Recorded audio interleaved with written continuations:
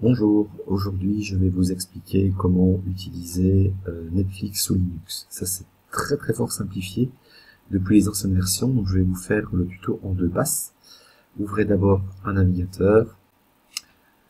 On va commencer par changer la page d'accueil, hein. On n'a jamais fait, autant le faire dans le tuto. Donc je vais mettre comme page d'accueil Google.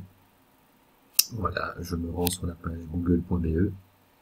Et alors pour la définir comme page d'accueil, il suffit de la prendre et de la glisser sur la petite maison. Il va vous proposer d'utiliser ce document comme page d'accueil. Vous acceptez. Voilà, ça c'est fait.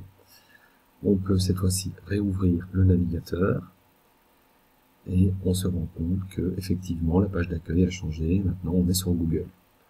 On va faire une recherche sur Netflix. On ouvre le site Netflix.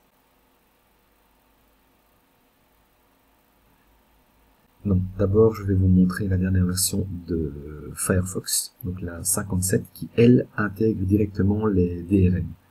Grâce à ça, vous n'aurez plus besoin de changer de navigateur, puisque depuis la nouvelle version Linux 18.3 et la nouvelle version de Firefox, les DRM sont gérés. Donc en fait, pour installer Netflix maintenant sous Linux, il n'y a rien à faire. Il suffit simplement d'ouvrir la page, de s'identifier, vous mettez ouvrir son compte. Je vais par la suite vous expliquer comment faire si jamais vous n'avez pas les dernières versions.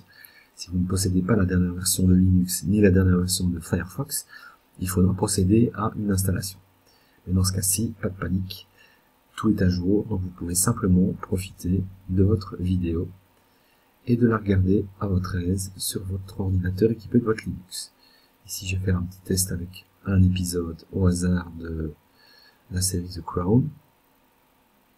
Je sélectionne l'épisode 1, saison 1, et la vidéo démarre simplement. Voilà, je vais la mettre en plein écran, avancer, faire une avance rapide. On voit que la vidéo est tout à fait lisible. Je réduis, je réagrandis. Vous voyez, la vidéo est tout à fait lisible sous Linux. Il n'y a rien à faire.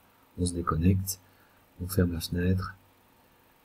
Voilà, ça c'est pour la petite démo Linux dernière version. Donc comme je vous disais, beaucoup plus simple qu'avant. Si tout est à jour, il suffit de profiter du spectacle. Ensuite, je vais le Chrome, parce que si vous n'avez pas la dernière version de Linux ni de votre navigateur, vous ne saurez pas lancer Linux et vous serez obligé d'installer Chrome. Donc ici, je vais me rendre sur la page de téléchargement du navigateur. Je clique sur l'onglet télécharger Chrome. Et je vais l'installer Chrome sous Linux. Faites bien attention à votre version. Donc dans mon cas ici, la Linux Mint est un noyau Ubuntu. Donc vous vérifiez bien que l'installateur est un noyau Ubuntu et pas un autre. Vous acceptez et vous installez. Là, l'avantage aussi, c'est assez facile d'installer Chrome. Il suffit de laisser télécharger et d'ouvrir le paquet d'installation. C'est une installation automatique qui ne nécessite pas de passer par le terminal. Donc elle se fait en un pass à partir de l'installateur de paquets. Donc il va télécharger le fichier compressé et il va installer les dépendances pour vous. Comme c'est un logiciel, vous mettez évidemment votre mot de passe pour avoir les droits d'administration et vous laissez l'installation se dérouler toute seule.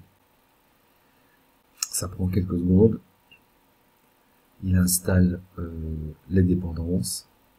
Vous pouvez éventuellement, si vous le désirez, ouvrir le terminal et voir en ligne de commande exactement ce qui se passe au niveau de l'installation des différents paquets. C'est assez rapide. Voilà, ici c'est déjà installé. Vous voyez que le paquet Google s'est installé correctement. Il n'y a plus qu'à fermer. Vous rebasculez et vous fermez vos fenêtres, l'installateur de paquets, le navigateur, et on va cette fois-ci aller voir que Chrome est bien installé. On fait une recherche, voilà, en tapant Chrome, on trouve le Chrome. Si je l'exécute pour la première fois, il va me demander un mot de passe pour le trousseau. Donc vous tapez un mot de passe et vous confirmez ce mot de passe. C'est nécessaire pour les différents niveaux de sécurité au niveau du navigateur sous Linux. Vous confirmez. Alors là, ici, je ne vais pas définir Google comme navigateur, ni envoyer les statistiques à Google. J'en ai pas besoin. Je décoche et j'accepte. et on est cette fois-ci sur Chrome. Je ne vais pas ouvrir de session, j'en ai pas besoin. Je vais simplement utiliser le navigateur et de nouveau mettre en plein écran et faire une petite recherche Netflix, me connecter, m'identifier et profiter simplement de mon compte Netflix sur mon navigateur Chrome. Voilà, je lance une petite série au hasard et on voit que la vidéo s'exécute. On va la basculer en plein écran.